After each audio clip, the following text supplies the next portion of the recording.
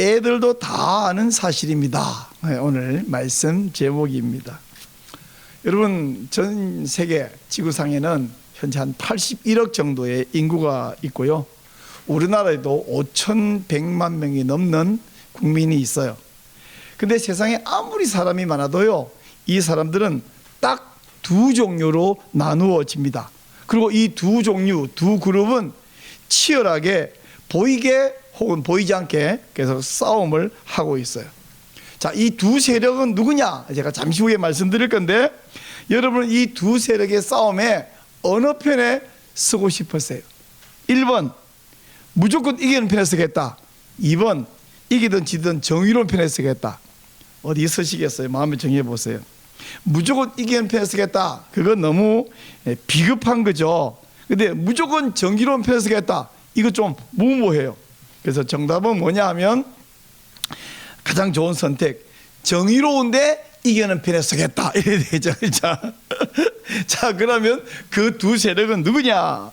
또 이기는 편은 어떤 편이냐 하면, 두 세력은 하나님의 백성과 사탄의 종들입니다. 하나님 백성과 사탄의 종은 내내 역사가 존재하고 인류가 존재하는 내내 두 세력은 싸움을 계속해왔고 앞으로도 계속될 것입니다. 언제까지냐면 언젠가 예수님이 오셔서 이 사탄을 무적행으로 집어넣어버릴 때까지는 이 싸움이 계속될 거예요. 그리고 성경, 특별히 요한계시록에서 결론은 뭐냐면 이겁니다. 따라해 보세요. 예수가 이긴다. 요한계시록의 결론이고요, 성경 전체의 결론입니다. 그렇다면 예수가 이긴다, 우리 예수님이 이기기 때문에 또 누가 이기냐면 예수님 편에 서는 사람, 즉 성도가 이깁니다. 한번 따라해 보세요. 성도가 이긴다. 성도가 이긴다.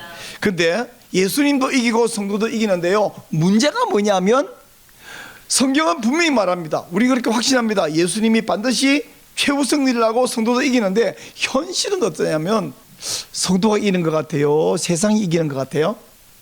자꾸 세상이 이기는 것 같아요. 심지어 교회는 어때요? 때로는 교회가 망하는 것 같습니다. 성도는 맥없이 당하는 것 같아요. 사탄 편에 선 사람이 훨씬 더 강해 보여요. 자, 이거 어떻게 하면 좋냐? 이런 상황에서 우리 하나님께서 성도를 뭐라 부르느냐 하면 이기는 사람이라고 부르고 우리에게 이기는 자가 되라, 이렇게 말씀해요. 요한계시록과 요한일서 등에서 요한이 성도를 이기는 자, 헬라어 말로 호니콘이라는데 이기는 자라고 무려 6번 말하고 있고요, 이긴다라는 동사를 무려 27번이나 말하고 있어요. 자, 그러면 성도는 이기는 자가 되어야 되는데 어떻게 하면 이기느냐 그러면 엄청 방법이 복잡한 게 아니고요, 매우 단순하고 간단합니다. 어떤 상황에서든지 우리가 예수님 편에 서 있으면 이기는 자가 되는 줄로 믿으시기 바랍니다. 우리요, 축구 감독 엄청나게 막 비싼 돈 주고 모셔오는 이유는 그 사람이 이기게 만드는 감독이라서 그렇거든요. 선수가 어떠냐? 그것보다도 우리 그 박항서 감독이 베트남이죠. 가가지고 그 베트남이 원래 이기기 못하는 사람인데 이기게 만들었거든요. 감독 하나도 선수를 이기게 만드는데 우리 예수님은 반드시 이기는 분이잖아요. 그렇다면 예수님 편에서 떨어지지 않고 도망가지 않고 포기하지 않고 끝까지 예수님 편에 붙어 있기만 하면 이길 수 있는 줄 믿으시기 바랍니다. 사탄의 목적은 뭐냐 하면 이거예요. 성도가 예수님 편에서 나가 떨어지게 하는 거, 성도가 예수님을 따르는 것을 그만두고 포기하게 하는 거, 믿음을 버리게 하는 거, 이게 사탄의 목표예요. 그럼 우리가 해야 할 일은 뭐냐면 어떤 상황에서든지 환경이 막 너무 극도로 나쁘든지 말든지 예수님 배신 안 하는 거. 왜? 예수님 배신하면 그건 곧 사탄 편에 서는 것이고, 사탄 편에 서면 마지막 심판 때 사탄과 함께 지옥에 떨어지는 것이기 때문에 그건 지는 거예요. 그러므로 어떤 상황이든지 예수님을 끝까지 붙들고 끝까지 예수님을 따르는 믿음의 사람이 되시기를 축원합니다. 자, 우리 말이 그렇지 목사님, 상황이 어려운데 끝까지 예수님 붙드는 그게 쉽습니까? 여러분, 굉장히 어려워 보이는데 어려운 건 사실이에요. 그러나 방법은 단순합니다. 그 단순한 방법은 뭐냐 하면 한마디로 어린아이처럼 되는 거예요. 뭐라고요? 어린아이처럼 되는 것입니다. 자, 어린아이처럼 된다 할 때 그 어린아이의 어떤 특징을 받으란 말이냐. 어린아이는 뭐 몸도 조그맣고 힘도 없고 돈도 없고 뭐 지식도 부족한 그거 닮아란 말은 아니고 어린아이의 어떤 부분을 닮아라냐. 여러분, 어린아이를 흔히요 오해를 하는데 어린아이는 착하고 순진하다고 생각하는데 그거 아닙니다. 어린아이 안 착해요. 어린아이도 죄인입니다. 어린아이의 특징은 뭐냐면 판단력이 떨어지는 거예요. 그래서 판단력이 떨어지니까 순진해 보여요. 옛날에 제가 어릴 때 시골에 가난한 집 아주머니가 있었는데 가난하니까 남의 돈을 막 꾸어 쓰고 빌려 쓰고 못 갚잖아요. 그럼 이제 빚쟁이가 돈 빌려준 거 당연히 달라 그러겠죠. 달라 그러는데 줄 돈이 없으니 이제 고민입니다. 한 번은 빚쟁이에 늘 시달리다가 한 번은 저쪽에 빚쟁이 오는 것을 봤어요. 그래서 얼른 돈을 못 주니까요 궁여지적으로 마루 밑에 기어다가 숨었어요. 시골 마루 알죠? 그 마루 밑에는요 막 흙 막 그 뭐야 거미줄 막 그 먼지 그러거든요. 그 아주머니가 기어 들어가면서 꼬맹이 보고 집에 엄마 없다 그래라. 그래서 시킨 대로 엄마 없는데요. 그래? 엄마 어디 갔니? 모르겠는데요. 엄마 언제 오니? 그랬더니 모르겠어요. 이러면 될 건데 마루 밑을 이렇게 들여다보면서 엄마 언제 온다 할까요? 되게 웃기죠. 아니 엄마가 없다고 해라. 그만 가르쳐줬어요. 그럼 없다 그러면 내가 모르겠는데요. 이러면 되잖아. 근데 엄마 언제 온다 할까요? 자, 이게 순진한 거죠. 근데 순진함이 착해서 순진한 게 아니라 판단력이 떨어서 이렇게 말하면 지금 유리한가 불리한가 이 말을 하면 되는가 안 되는가 이거 판단 못하는 이게 애들의 특징입니다. 제가 신자가 어린아이처럼 되라 말할 때 어떤 의미냐면 유불리를 따지지 말고 이 말이 지금 내가 유리하냐 불리하냐 따지지 말고 또 불신자가 박해를 할 때 혹은 유혹할 때 그냥 우직하게 나는 죽어도 살아도 예수님만 믿고 예수님만 따르겠다. 여러분 폴리캅이라고 하는 사도 요한의 제자가 있었잖아요. 이 제자가 76세인가 기억이 제가 까먹었는데 근데 이제 이 사람이 너무 인간적으로는 정말 멋있고 흠이 없고 괜찮은데 단 한 가지 예수를 믿는다 이거예요. 그래서 총독이 로마 총독이 폴리갑을 이걸 죽이기는 너무 미안하기도 하고 안까운 거예요. 그래서 총독이 부탁을 했어요. 부탁을 그냥 어르신 나중에 가서 믿든 말든 건 내가 안 따질 테니까 지금 내 앞에서 예수 안 믿는다. 나는 황제를 왕으로 섬기지 예수만 안 섬긴다. 이 한마디만 해주 했어요. 그럼 내가 당신 그냥 살려주겠다는 거예요. 여러분 고맙잖아요. 따라다니면서 네가 내가 예수 믿나 안 믿나 보겠다 이것도 아니고 내 앞에서 한마디 하면 되겠다. 그럼 폴리갑이 아이고 총독님 고맙습니다. 총독님을 위해서 나를 위해서 내가 진심으로 그럴 수 없지만 말이라도 그렇게 할게요. 이러면 끝날 건데 폴리갑이 내가 76년 동안 예수님을 섬겨왔는데 나의 주님을 섬겨왔는데 그분이 한 번도 나를 섭섭하게 대한 적 없는데 내가 어찌 내 주님을 부인하겠습니까? 그냥 죽겠다. 총독이 너무 미안한 마음으로 이 사람이 자기 총독은 황제 밑에 있으니까 안 죽일 수가 없는 거잖아요. 여러분 이 얼마나 무직하고 바보 같은 짓이에요. 그러나 이게 바보입니까? 폴리갑이 바보 짓을 하고 죽은 거예요. 76년이나 살았는데 더 얼마나 살겠다고 천국을 포기하고 이게 말이나 되는 소리입니까? 여러분 12사도 가운데 최초로 순교한 사람은 야고보 사도예요. 요한의 형제 야고보. 그 최초의 선교자는 사실 스데반 집사인데 이 스데반 집사는 유대인들에서 돌에 맞아 죽었잖아요. 근데 이 12사도 가운데 최초의 선교자는 야고보입니다. 그리고 이건 정치적 박해죠. 헤롯이 야고보를 죽였어요. 근데 헤롯이 야고보를 못 베었다. 이게 사도행전 12장 2절에 딱 단순하게 한마디만 나와 있는데 클레멘트라고 하는 사람이 클레멘트는 주후 150년에서 212년까지 살은 사람이에요. 클레멘트가 쓴 책에 보니까 강요 7권에 이런 이야기가 있어요. 야고보를 체포해 가서 이제 재판정을 끌고 가는 이 사람이 가는 길에, 지금 우리 같으면 뭐 차에 실어와 이렇게 하지만 이렇게 붙들고 끌고 이렇게 끌고 가겠죠. 가는 길에 야고보의 신앙 고백을 들었어요. 근데 그 사이에 이 체포해서 끌고 가는 사람이 믿음이 생긴 거예요. 야고보에게 나도 예수님을 믿겠다 이렇게 말하면서 당신을 체포해 가서 너무너무 죄송하다고 자기를 용서해 달라 그랬어요. 그러자 야고보가 이 사람에게 그대에게 평안이 있기를 바라노라 이러면서 껴안아주고 입을 맞추어 주었습니다. 그리고 이 두 사람이, 한 사람은 잡아가는 사람, 한 사람은 잡혀가는 사람인데 둘이 같이 재판정으로 가서 그 앞에 가서 자기도 예수를 믿는다고 고백하고 둘이 같이 목이 잘렸어요. 여러분, 잡아가는 사람과 잡혀가는 사람 둘이 같이 죽으려고 갈 필요가 있을까요? 잡아가는 사람이 재판정을 안 가면 되잖아. 아무도 모르는 것을 얼른 우리 도망갑시다 이러면 되잖아요. 이 바보 아니에요 이거? 왜 자기가 지금 가서 뭐 이런 바보들이 다 있냐 그래. 잡아가는 사람이 내가 당신을 총동 앞으로 안 끌고 가고 얼른 나랑 같이 피신합시다 이러면 될 텐데, 이 사람들은 바보입니까? 이 사람들은 패배자입니까? 목숨이 두 개입니까? 죽는 게 장난입니까?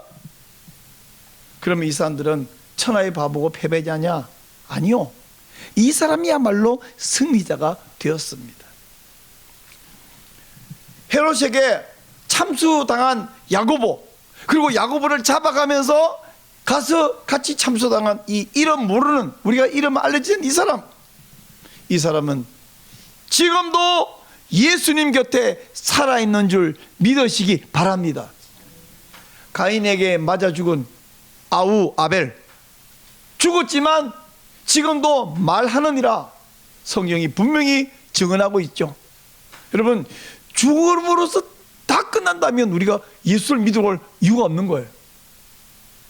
죽는 것은 끝나는 것이 아니기 때문에, 죽었어도 지금까지 살아있기 때문에 우리가 예수를 믿는 것인데, 예수를 믿는 사람이 죽는 게 두려워, 아니 죽는 건 놔놓고 우리에게 약간의 손해보는, 약간의 불편함이 이게 싫어서 예수를 부인한다, 그럼 예수 믿을 이유가 없어지는 거잖아요.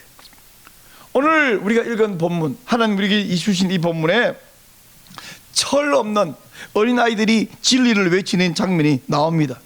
오늘 이 본문 말씀을 통해서 여러분이 어린아이 같은 믿음을 소유하고 어린아이같이 진리를 외치는 승리하는 신자, 이기는 성도가 되시기를 축원합니다. 우리가 계속해서 보고 있는 본문은 몇 주간 계속 보는 것은 고난주간에 예수님이 하신 행적이거든요. 고난주간에 예수님이 성전에 들어가셔서 가장 먼저 하신 일은 뭐냐? 지난주 살펴본 대로 성전을 청결케 한 사건입니다. 거기 양 파는 사람 내쫓고 동전 바꾸는 사람 상 뒤엎어버리고 그랬어요. 왜 그랬냐? 지난주 말씀드린 대로 대제사장과 결탁해서 이 장사꾼들은 사실은 도둑놈 사기꾼들이, 엄청난 무려 20배 되는 폭리를 취하는 도둑놈들이기 때문에 그랬다고 말씀드렸죠. 자, 이러자 그 당시 유월절을 지키려고 전국에서 몰려온 많은 사람들이 예수님 부르러 막 모여들었는데, 그때 누구도 왔냐면 사람들이 맹인과 저는 사람, 장애인을 데리고 왔습니다. 여러분, 지난주에 제가 성전산 그 그림 보여드렸잖아요. 위에 넓은 성전산이 있고 한가운데 이제 성전이 있고 그 앞에 성전 입구 쪽에는 또 이어져 있는 건물은 여인의 뜰이 있었는데, 여인의 뜰에는 이방인은 못 들어가고 여인의 뜰은 여인은 들어가는데 그 여인의 뜰에는 장애인도 들어갈 수 있어요. 근데 여인의 뜰에서 그 본관, 성전 이스라엘 뜰, 그 이스라엘 뜰 앞에는 번제단이 있고 번제단 앞쪽에는 이제 성소 지성소 있잖아요. 그 이스라엘 뜰까지 들어가는 거기는 여자가 못 들어가고 장애인이 못 들어가는데, 바로 그 여인의 뜰에서 성전 들어가는 거기 계단 앞에 거기 있는 문을 아름다운 문, 한자말로 미문이라고 말하는데, 그 미문 입구 거기가요, 이 장애인과 맹인들이 구걸하기 가장 좋은 장소예요. 왜? 성전 출입하는 분들은 하나님께 예배하고, 그리고 돈을 그 성전 안에 들어가면 이쪽에 한쪽 오른쪽에 가면 이 요만한 방이 있고 그 방에 테이블이 있는데요, 거기는 자기 돈을 가져다가 이렇게 올려놓고 가는 것이에요. 그리고 너무 가난한 사람은 거기 들어가서 그 돈을 자기 꼭 필요한 만큼 이렇게 집어서 가져도 되는 거예요. 그러니까 누가 그게 돈을 놨는지 누가 가져간지를 아무도 모르게 하는 장소가 있어요. 근데 장애인들은 거기 들어가서 그걸 가져올 수가 없잖아요. 못 들어가니까. 그러니까 미문 앞에 있는 거죠. 그러면 사람들이 아까 거기에 이렇게 돈을 헌금을 놓고 가는 분도 있다면 여기 이 장애 또 이 맹인 이분들에게 안타까우니까 이 돈을 잘 주겠죠. 아무래도.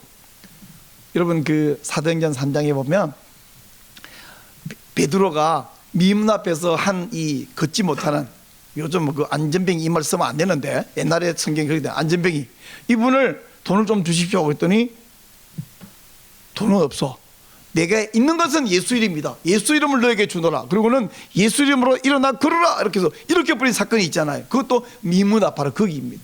그러니까 성전에 안에는 못 들어가지만 이 이방인들, 여인들, 여기는 이제 장애인들이 다 들어올 수 있는 곳인데, 지금 예수님께 많은 사람이 몰려들었는데 그 중에 맹인과 저는 사람이 왔습니다. 그래서 예수님께서 이 사람들을 고쳐 주셨어요. 여러분 2000년 전이나 최첨단 과학 의학이 발달한 오늘이나 맹인을 순식간에 고치는 기술이 있습니까? 저는 사람을 무슨 뭐 보조기구도 만들어주고 뭐 별도 할 수 있지만 저는 사람을 순식간에 멀쩡하게 만드는 기술이 있습니까? 없잖아요.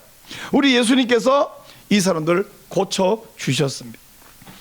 근데 아마 그 예수님이 이 사람들을 만난 이 장소는 이방에 있던 넓은 공간, 그 중에서 특별히 아마 이 남쪽에 있는 솔로몬 행각 이쪽이었을 것입니다. 근데 바로 이 예수님을 만나겠다고 지금 누가 오냐면 대제사장과 서기관들. 대제사장과 서기관들이 예수님을 만나러 갑니다. 한번 상상을 해보세요. 넓은 이방의 뜰이 있습니다. 거기는 온 전국에서 몰려온 사람들이 막 지금 북적북적하고 있습니다.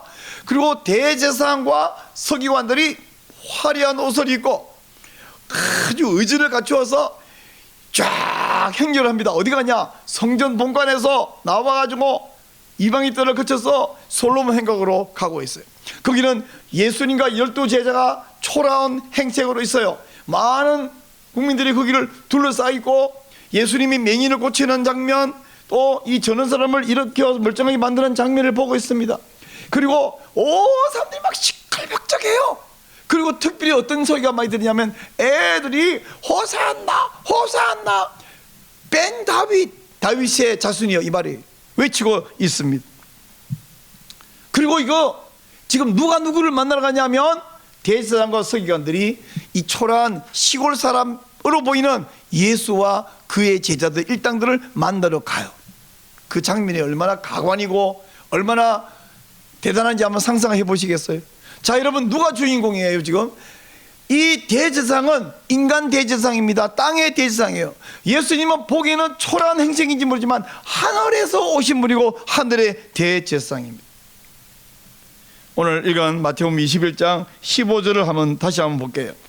자, 15절 같이 한번 읽습니다. 대제사장들과 서기관들이 예수께서 하시는 이상한 일과 또 성전에서 소리질러 호산나 다윗의 자손이여 하는 어린이들을 보고 노하여. 자, 여러분 이 한글 성경에서 두 개의 단어를 제가 좀 주목을 할 텐데, 첫째는요 이상한 일과. 이상하다는 말은, 우리가 이상하다는 말은 정상에서 벗어난 거, 이거 참 이상한 일이다 이네, 정상이 아니라는 뜻인데, 여기 말하는 이상은 그런 이상한 게 아니에요.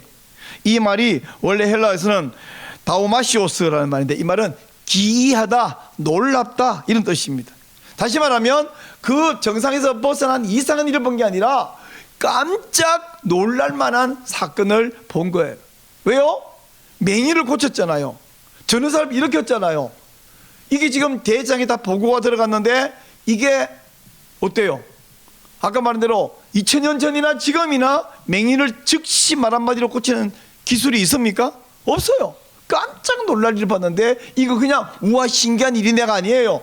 제가 자주 드린 말씀이죠. 이사야 35장에 의하면 맹인이 눈을 뜨는 것은 뭡니까? 메시아가 왔을 때 벌어진 일이에요. 다시 말하면 이런 일을 하는 이분은 메시아네. 지난 3년 동안 갈릴리와 유대와 저 두로 시돈까지 돌아다니며 또 저 동쪽에 있는 데카폴리까지 다니면서 예수님은 많은 병자를 고치고 기적을 일으켰는데 지금은 그 일을 어디서 하십니까?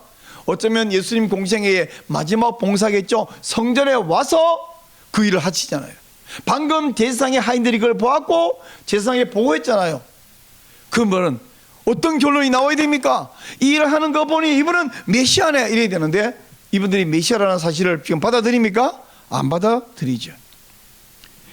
자, 이 사람들이 이것만 본 것이 아닙니다. 어떤 것을 봤냐면 아이들이 소리를 질러요. 호산나.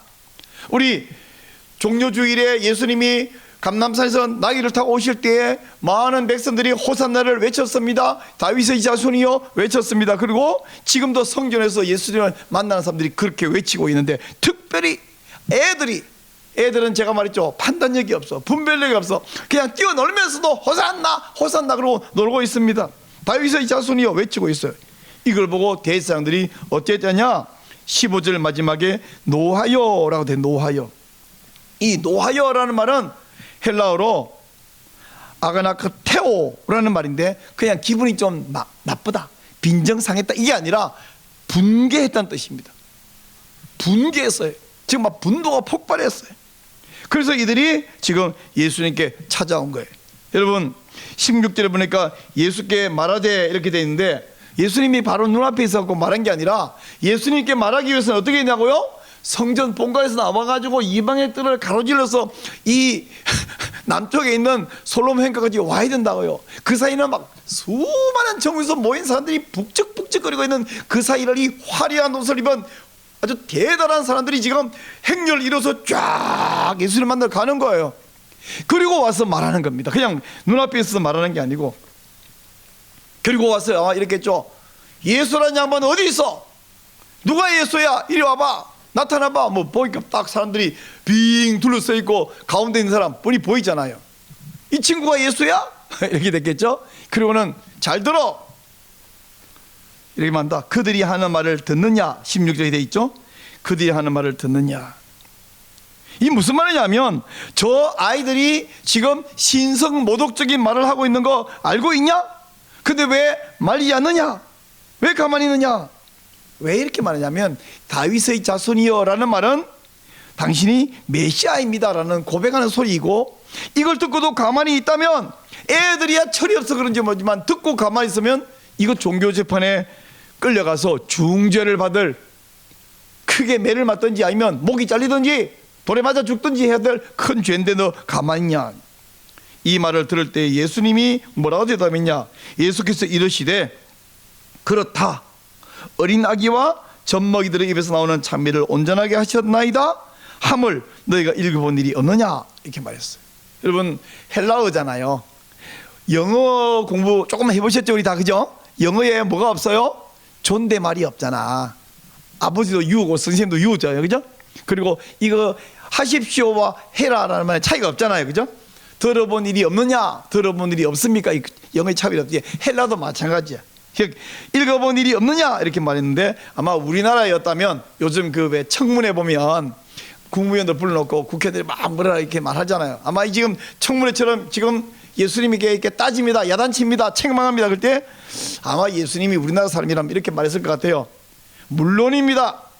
하지만 당신들은 성경에서 어린 아기와 젖먹이들의 입에서 나오는 말을 찬미를 온전하게 하셨나이다 라는 말씀을 읽어보지 못했습니까? 이렇게 말했겠죠.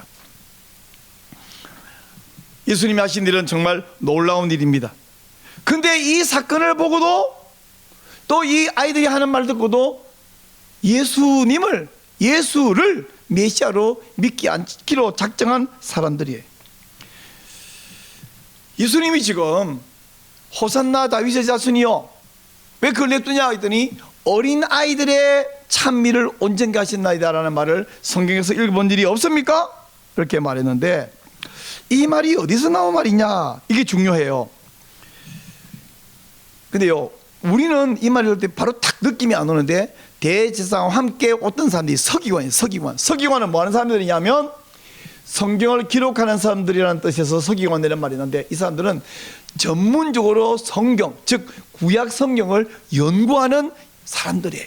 요즘으로 말하면 신학대학교 교수, 박사들이에요. 신학대학교 교수, 신학 박사, 철학 박사들인데 이 말을 듣자마자 아마 등에 식은 땀이 흘렀을 거예요. 왜냐하면 자기들이 그 말을 알아요, 몰라요? 알고 있어요. 근데 예수님이 이거 모르냐? 라고 말하니까 듣자마자 이게 뭐냐면 이게 시편 8편에서 인용한 말이거든요. 자, 여러분 우리 마태복음 21장 이제 그만 보고 시편 8편을 찾아보세요. 시편 8편입니다. 시편은 좀 찾기가 쉽죠. 성경 한가운데 딱 있으니까. 시편 8편의 인용인데 시편 8편은 다윗의 시예요. 다윗은 왕이면서 동시에 선지자거든요. 다윗이 시편 8편에서 뭐라고 말하냐면 온 우주 만물이 다 하나님의 영광을 노래합니다. 그리고 특별히 어린아이들도 하나님의 영광을 찬미합니다. 이렇게 말하고 있어요. 이 8편 2절을 예수님이 인용했는데 이 말을 인용하는 말을 듣자마자 서기관들이 등에 식은 땀이 쫙 흐르면서 아마 알고 있는데 너무너무 알고 달달 외우고 있는데 그 말이 메시아 예언이었구나. 여러분 박사가요 자기가 몰랐던 것을 남이 말할 때 진짜 엄청 쪽팔리거든요. 여러분 그 심정 아세요? 박사인데 몰랐어. 남이 말하는데 딱 들어보니까 맞는 말이야. 나는 몰랐는데 알았어. 그때 막 그 창피함 견딜 수가 없어요. 죽고 싶은 심정이에요. 그게 메시아 예언이었구나. 그리고는 방금 맹인과 전은사를 고쳐준 사건도 그가 메시아라는 증거잖아. 애들이 호산나 다윗의 자신이여 말하는 것을 방금 눈앞에 있는 예수 이 양반이 시편 8편 2절과 연결시켜 주는데 순간 그거 메시아라는 증거구나. 그러니까 입을 그냥 딱 다물었어요. 요즘 말하면 이게 지푸를 딱 치운 거예요. 꼼짝을 못하고 말 한마디는 못해. 우리가 아까 그 마태복음 21장에서 17절에 보니까 무슨 말이냐면 예수님이 그들을 떠나서 베다니에 가시다 이렇게 말했잖아요. 그러면 들어본 일이 없느냐? 그 다음에 아무 말이 없어. 그리고는 예수께서 그들을 떠나서 베다니에 가셨다 말은 그들이 더 이상 뭐라고 시비를 걸거나 뭐라고 따지거나 뭐라고 책망을 할 말이 없는 거야. 이걸 딱 다물어. 대제사장이 옆에 서기관들 보고 야 뭐라고 좀 응원 좀 해봐, 대꾸 좀 해봐. 아무도 말을 못해. 그래서 뭐 그 다음 어떤 상황인지 정확히 모르지만 하여간 슬그머니 물러가서 그냥 가버렸어요.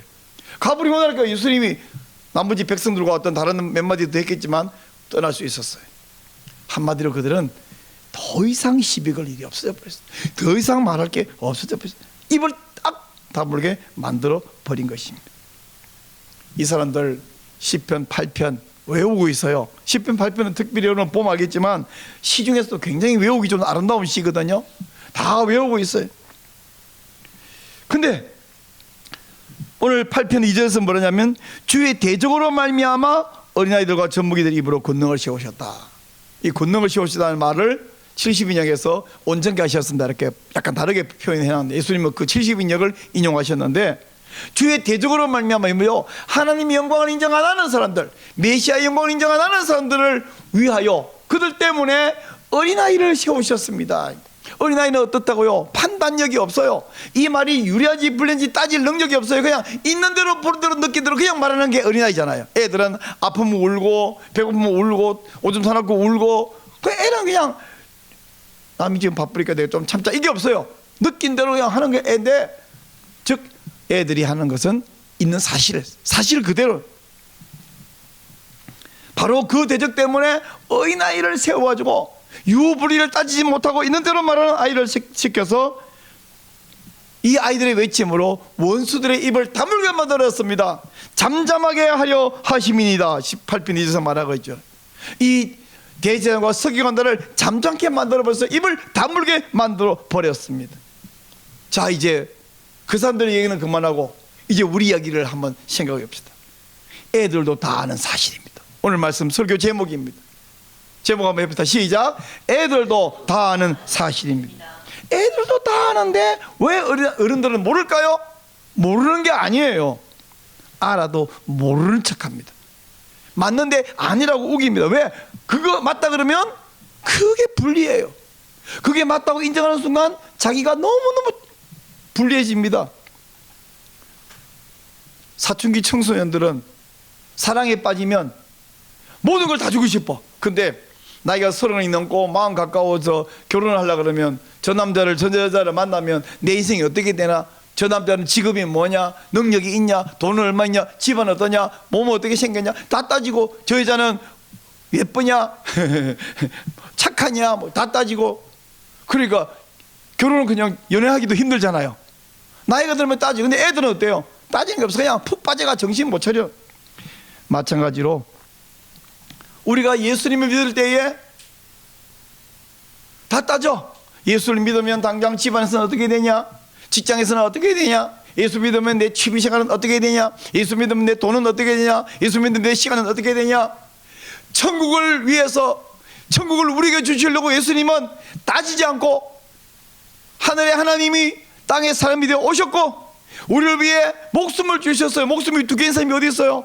주고 주셨고, 그리고 우리 같은 죄인 무슨 가치가 있다고 천국을 만들어서 주시고 거기 우리를 데리고 와서 살겠다고 약속하셨는데 우리는 그 천국을 받긴 받되 여기서 좀 손해보는 거 없나?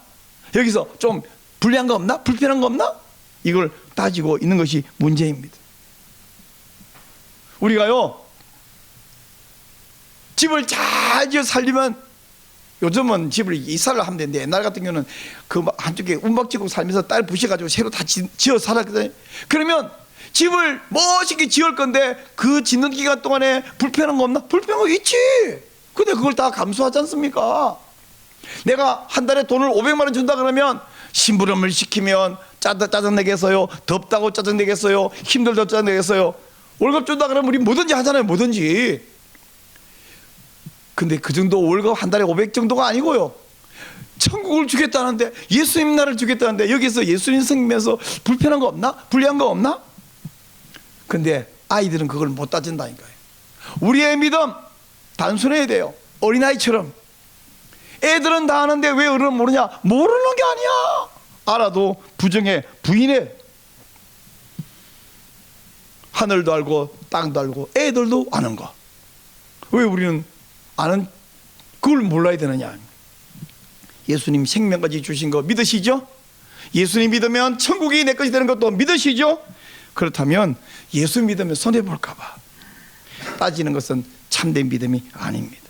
여러분이 예수님 믿을 때 유리하냐 불리하냐 따지지 말고 어린아이처럼 믿는 성도 되시기를 축원합니다. 그럴 때 우리가 뭐가 되냐? 이기는 자가 돼요. 이기 나가서 막 치고받고 싸워서 이기는 것이 아니라 예수님을 부인하지 않고 유리하든 불리하든 불편하든 심지어 손해와 고통이 오더라도 끝까지 예수님을 붙들고 잃어버리지 않고 놓지 않는, 그게 바로 이기는 자. 요한일서가 말하는, 요한계시록이 말하는, 성경이 말하는 이기는 자는 막 치고받고 싸워서 이기는 것이 아니라 어떤 상황, 어떤 고난이 올지라도 예수님을 끝까지 붙드는 것을 바로 이기는 자라고 말씀합니다. 하나님이 말하는 바로 이 이기는 자, 이기는 성도가 끝까지 이기는 자가 되시기를 주님의 이름으로 축원합니다.